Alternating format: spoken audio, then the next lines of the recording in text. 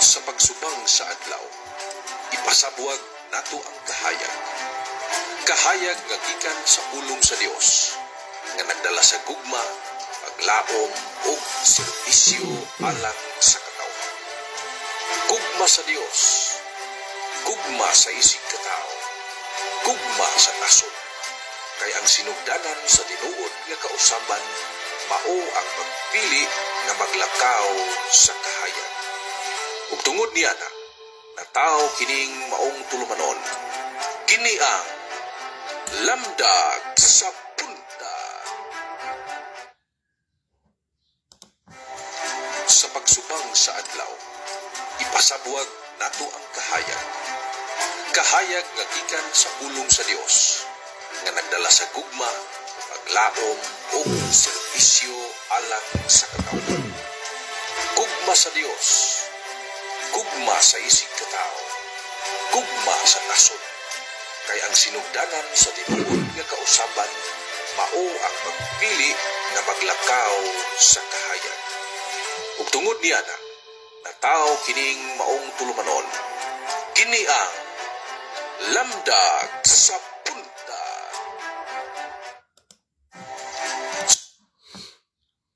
Maayong buntag kaninyong tanan, mga kaigsuonan sa pagtuo. Welcome sa ato ang matag adlaw nga reflection program, Lamdag sa Buntag. Ako si Brad Mike Formatrelos, ug nining buntaga maghiusa ta sa pagpamalandong sab sa pulong sa Ginoo nga maghatag og kahayag kusog sa atong adlaw. Tuguti nga atong i-greet tanan nga mga naglantaw nato sa Facebook, YouTube, na napunta sa TikTok o Instagram.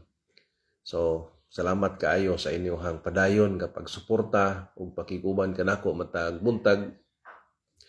O kini nga programa dili lamang ni usa ka online show, kundi usa ni siya ka linain nga spiritual journey nga atong gihimo uban sa Ginoo matag buntag.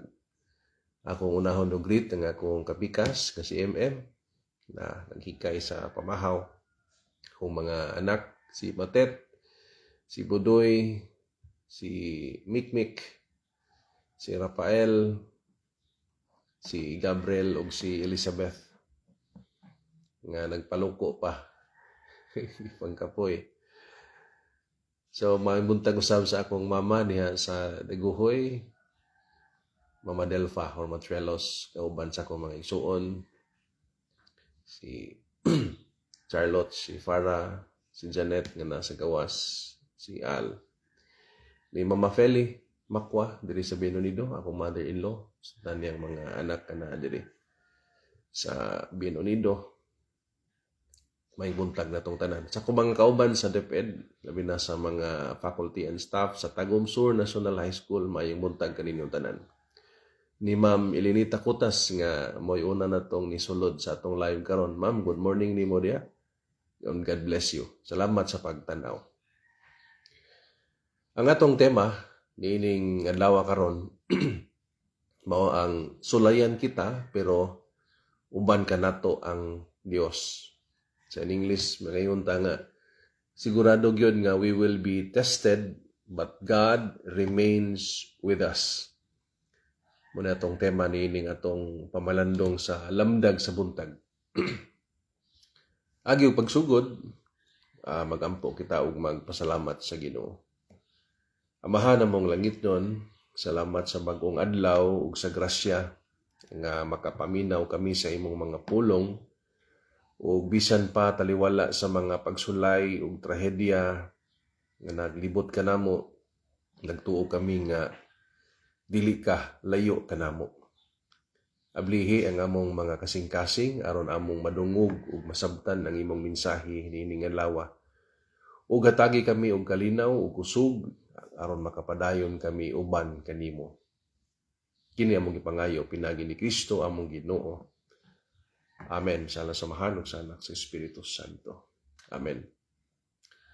Ang ato nga pagpamalandong ato kining ibasi mga igsuon sa Ebanghelyo ni San Lucas Kapitulo 10, versikulo 13 ngadto sa 16. Mo ni atong mabasa.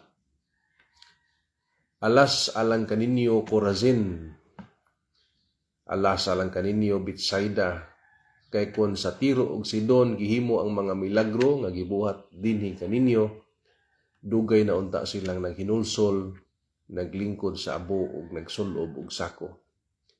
Apan mas masayon pa alang sa Tiro ug Sidon ang paghukom kaysa kaninyo. Ug ikaw Kapernaum, mopataas ka ba sa langit? Ikaw pagalaglagon ngadto sa impyerno. Kinsa man ang mamati kaninyo, mamati kanako. Ug kinsa man ang mosalikway kaninyo, mosalikway kanako. Ug kinsa man ang mosalikway kanako, mosalikway usab kaniya nga nagpadala kanako. Mao ni ang ato ang ebanghelyo, mga igsoon, gikan sa Lucas 10:13 ngadto sa 16. Dunay duha ka punto nga atong gamiton sa atong lamdag sa buntag nga pamalandong. Una, nga ang mga milagro nga gisgutan sa Ginoo dili igo nga makapausab sa kasing-kasing sa tao kung walay pagtuo ug pagtugyan sa kaugalingon. Kay bisan pag ang Ginoo mismo naa sa atong taliwala, mo ni nahitabo man sa ebanghelyo nang uban nila ang Ginoong Hesus. Pero sa kadaghan sa iyang mga milagro nga gihimo, pipila lamang ang mituo o mitugyan sa ilang kaugalingon ngadto sa Dios. Muna nga dili garantisado nga og makakita ta og milagro, makitaan ta sa Dios og mga milagro, mo usab-usab ang atong kasing-kasing. Ikaduha, ang pagdawat og pagsalikway sa mensahe sa Ginoo, doon na nila kong epekto sa atong espiritual nga kinabuhi. So, niining maong ebanghelyo, atong ipasubay ang atong mga pamalandong. Ug moingon ko nga diha sa atong mga pagsulay, kabahin ni sa atong paglakaw uban sa Ginoo. Dili man tungod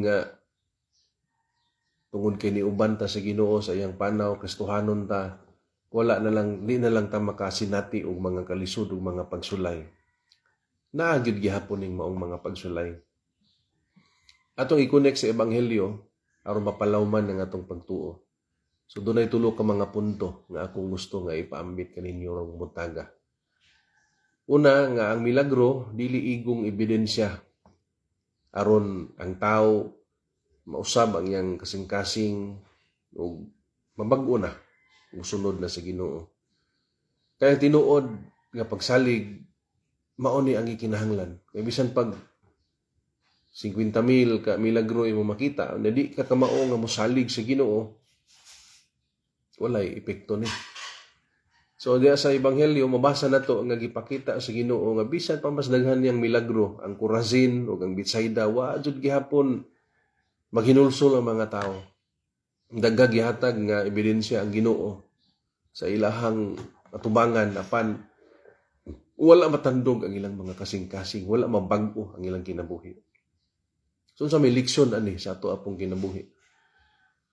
Kung atog yung suduongon, if we are just aware of the things that are happening in our lives, daghan kayo gihatag nga ebidensya ang Ginoo sa ato nga kinabuhi. Daghang mga panahon nga giluwas ta sa atong mga kapitos, daghang mga panalangin nga yang gipaabot sa atong pamilya. Apan kung dili nato kini tagaa gibugaton, dili nato kini tagaan og paghimugat pinaagi sa pagtuo sa Dios ug pagbag-o sa atong kinabuhi, isip mo atong pasalamat niya sa mga grasya nga atong nadawat. Walay pulos ang mga milagro nga gihatag sa Ginoo sa atong kinabuhi kung dili mausab ang dagan sa atong pagkatao. Asa man dapita, kung dili mausab ang atong pamaagi sa paghunahuna, dili mahimog yung Kristohanon. Kung ang atong paagi sa pag-istorya, di sa mga pinulungan, kung dili mausab ang atong binuhatan, kung dili ta kamaong mubuhat sa angay nga buhaton, wala gyapon epekto kung pakit-on tas Ginoo daghang mga milagro apan dili mausab ang atong kasing-kasing. Ikaduha, sulayan gyud ta sa atong pagtuo aron masuta kung unsa na ta kalig-on sa atong pagtuo ug asa tang dapitan nagbarug. Sama sa usa ka kutsilyo aron makaingon gyud ta nga mas siguro na to nga hait ang kutsilyo, ina lang ibaid. No, ibaid yun, nagibairan. Ug ang bairan sa kalig-on sa tao mao ang mga pagsulay. Diha sa pagsulay ana makita kung unsa kalig-on ang baruganan sa tao. Asa man siya nagbarug, nabas kalibutan, iyas kalibutan, o nagbarug siya dapig sa mga prinsipyo nga iya sa Dios.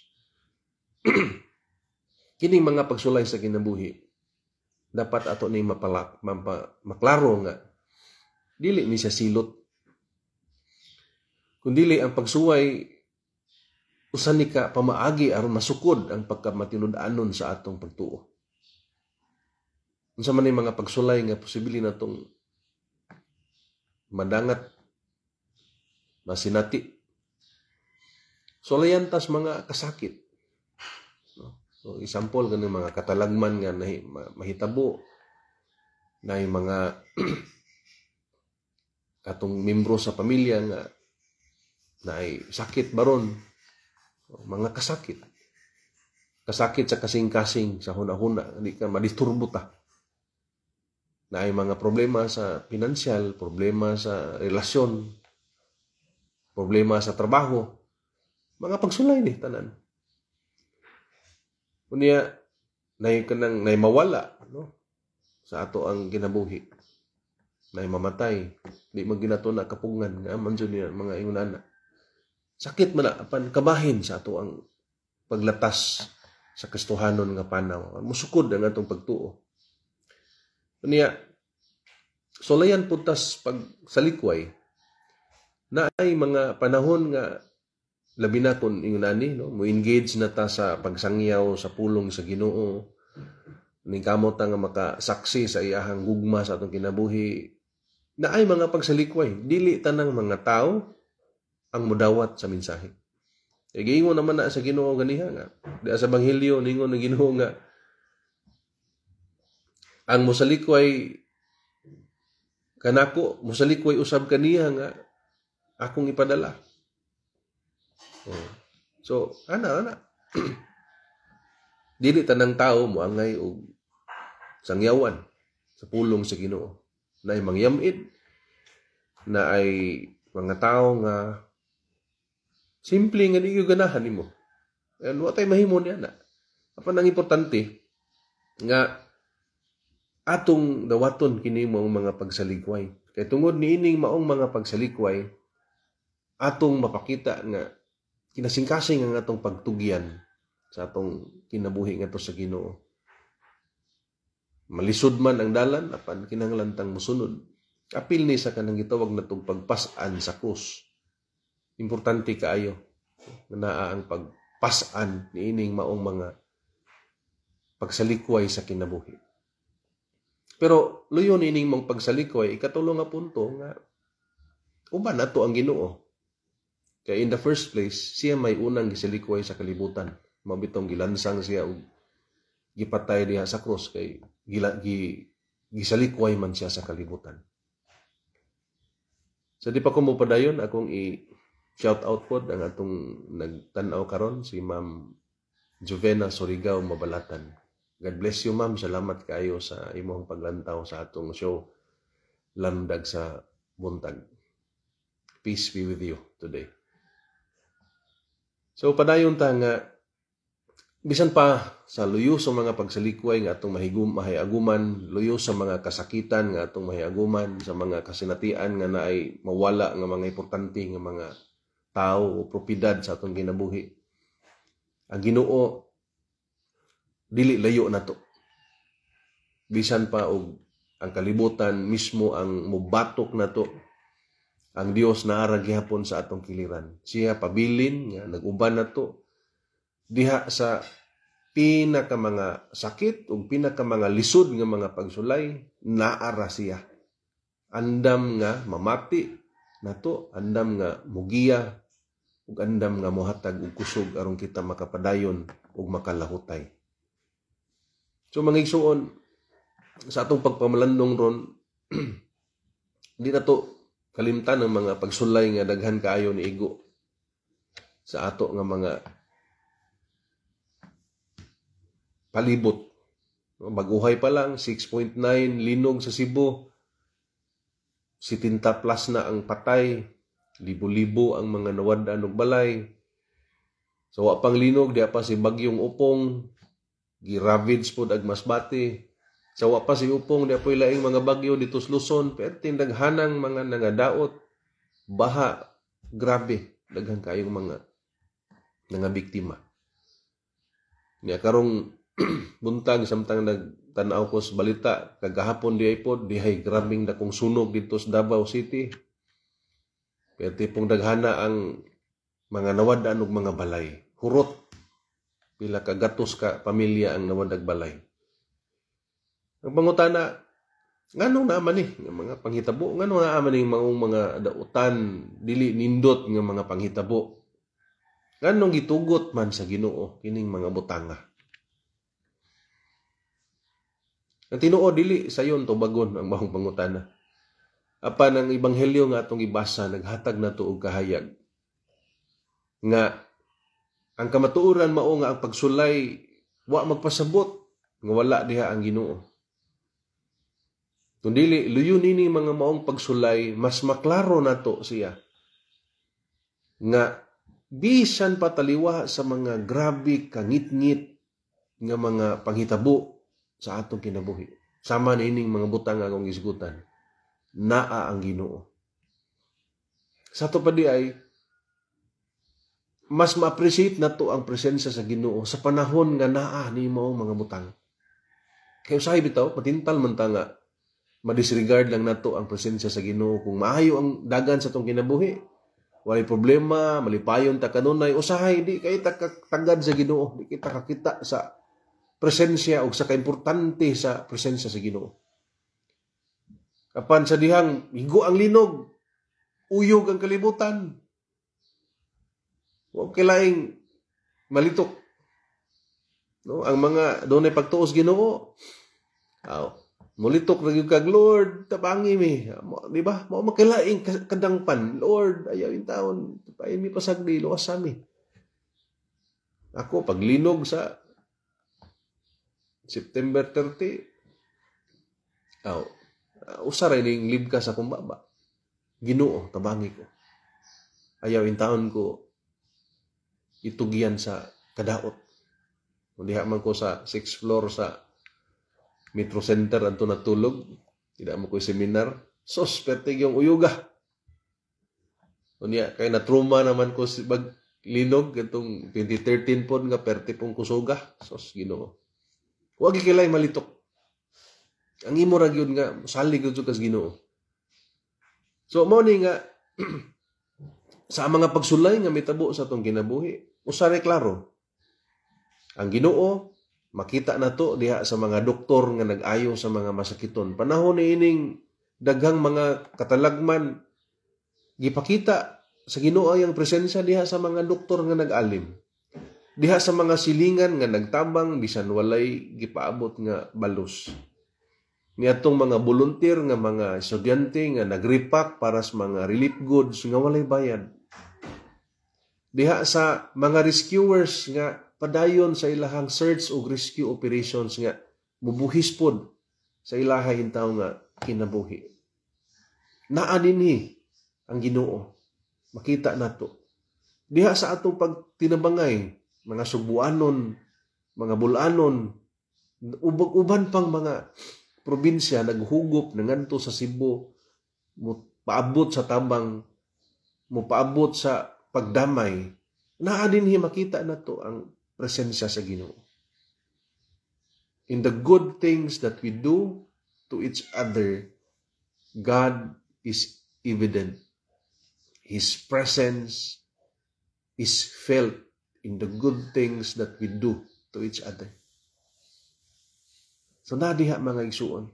So dili unta ta mawadaan og paglaom, di ta mawadaan og kanang kadasig nga pupadayon luyo ni ining mga dagko kayo nga mga butang nga mga nanghitabo sa ato rong palibot, labi na sa atong nasod.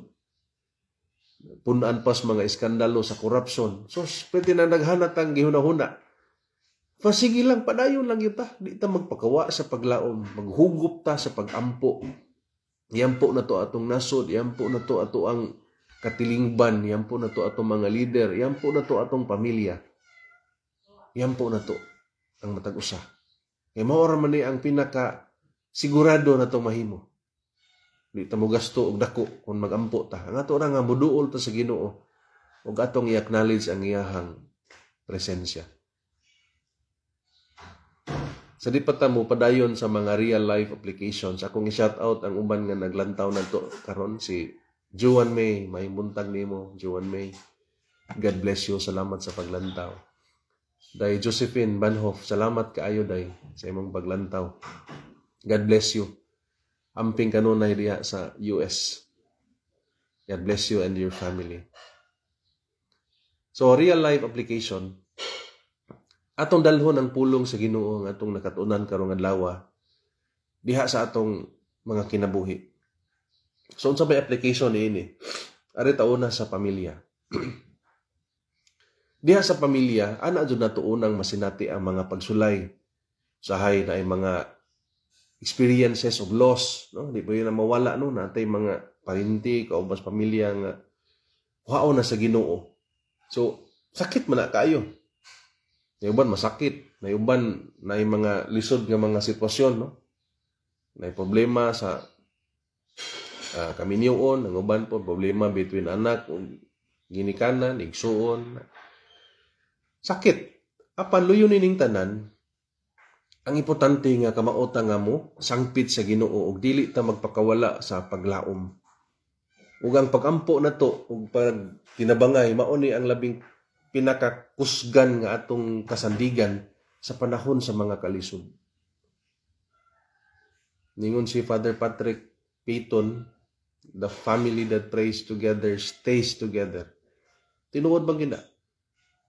Kay kung magampo ta, ato manghimong magnet ang Ginoo sa atong mga relasyon. Siya mo'y nahimong sentro. Ang tinubdan sa gugma, pag nagsinabtanay, pag tinabangay, mo'y nahimong sentro sa pamilya. Mo nang lisod siya bungkagon. Mo nang makalahutay gyud ang usa ka pamilya.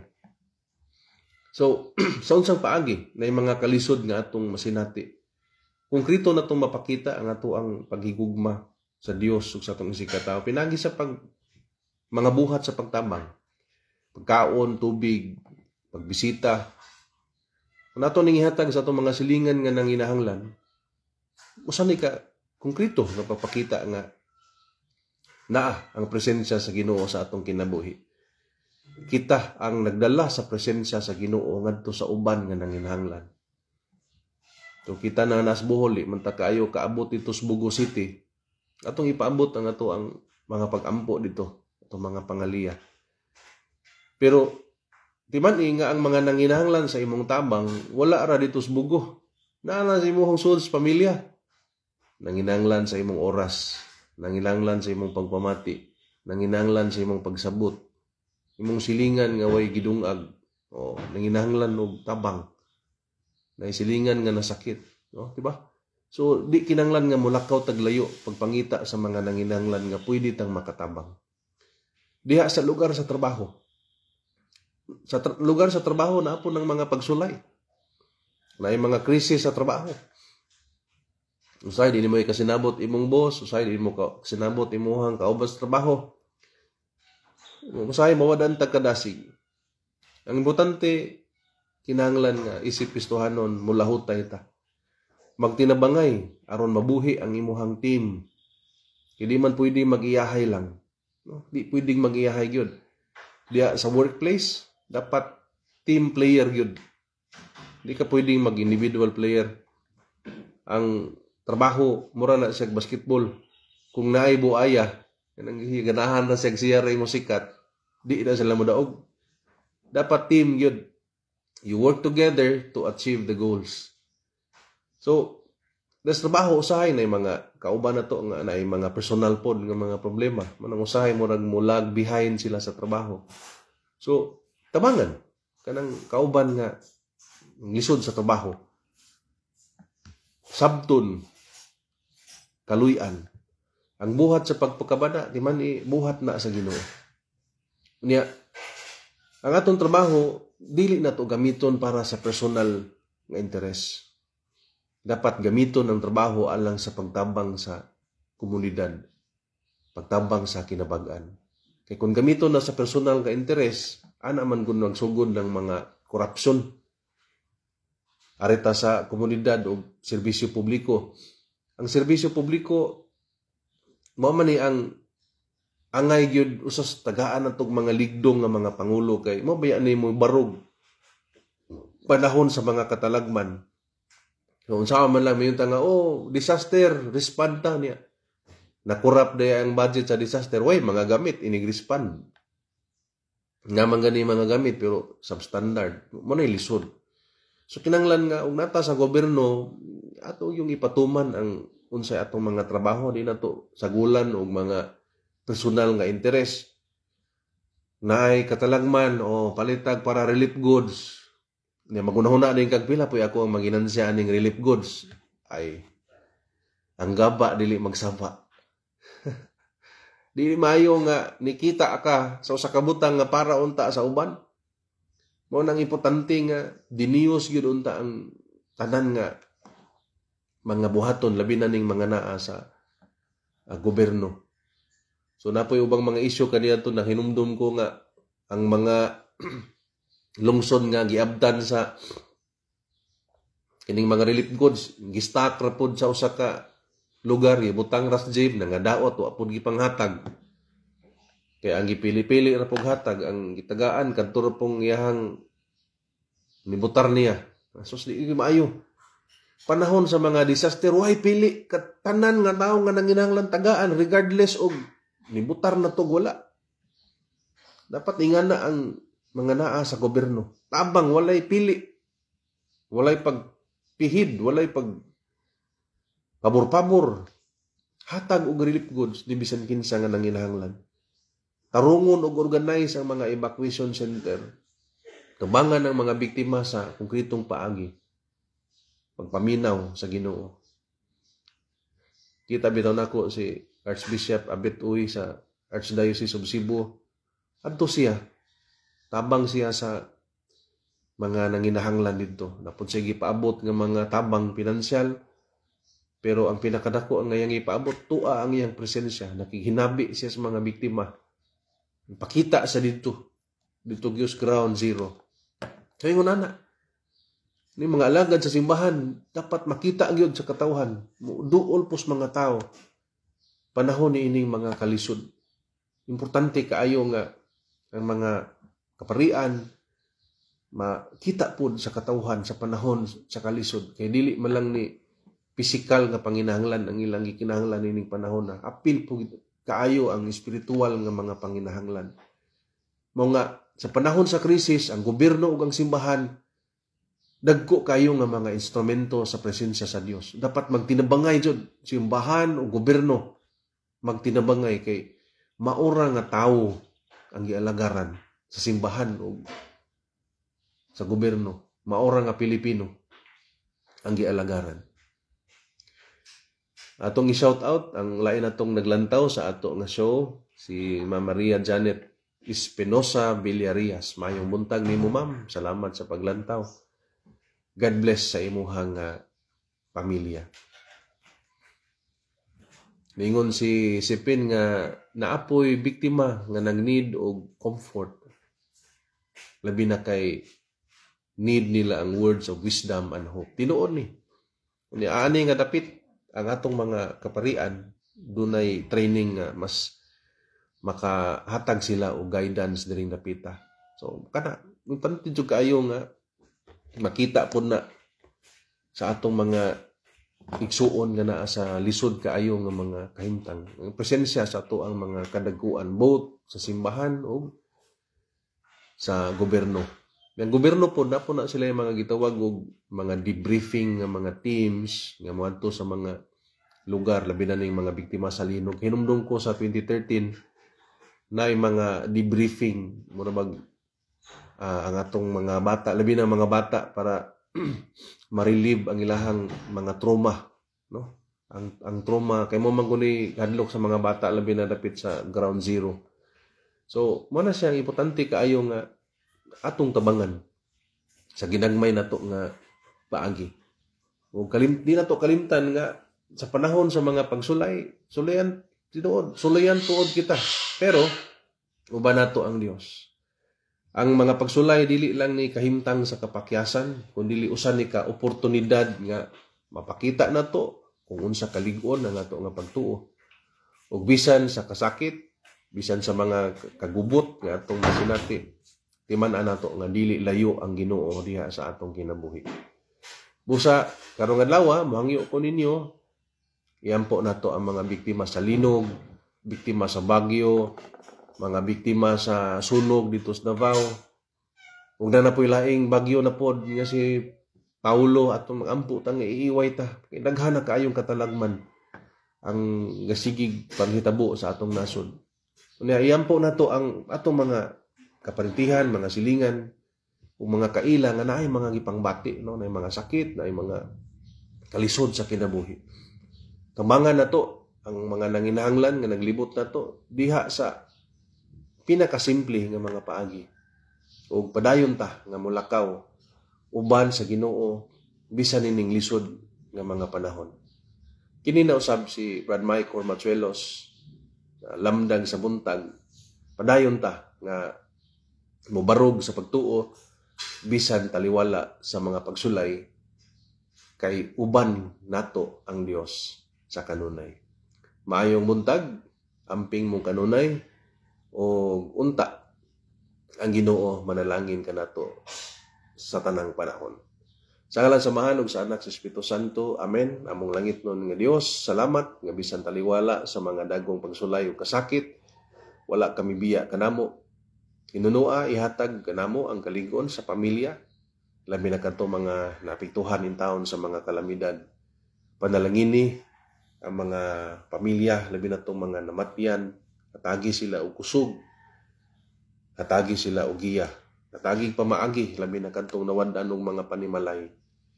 Giyahi kaming tanan nga mahimong imong mga kamot ug tiil aron mutabang sa uban.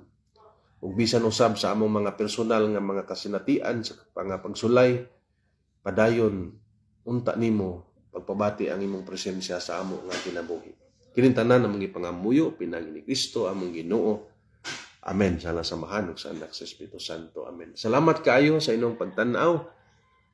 Palihog ayo mong kalimot og react, no, hatag mong reactions, love, like. Malipay sad ko nga inong i-share ni nga to ang live nga to sa ubang mga higala ninyo o pamilya para sila pod mahatagan og lamdag sa buntag. Hangtod ugma, salamat sa paglantaw. God bless everyone.